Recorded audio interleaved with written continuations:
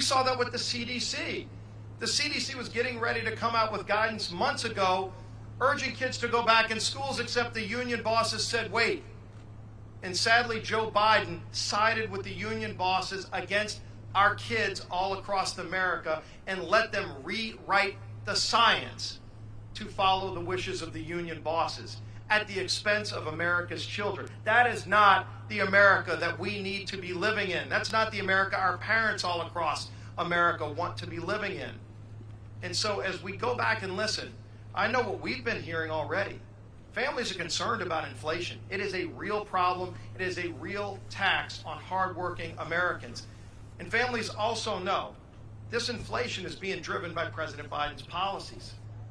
We see gas prices over 45% higher. And what did Joe Biden do on day one when he came into office? He canceled the Keystone Pipeline. He put a moratorium on drilling on federal lands. But you know, it's not just that President Biden is against pipelines.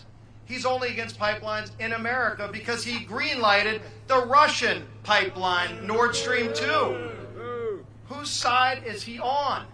Creating billions of dollars of wealth for Russia and crushing thousands of good jobs in America and billions of dollars of opportunity in a partnership between Canada and the United States? That's the divide that we're seeing, that people are so angry with. When they look at this crisis at the border that Joe Biden created, Joe Biden himself is the one who ended the agreements with Mexico and with the Northern Triangle countries that were working to ebb the flow of illegals coming into our country. And what are we seeing now? It's not just thousands of people a day coming across our border.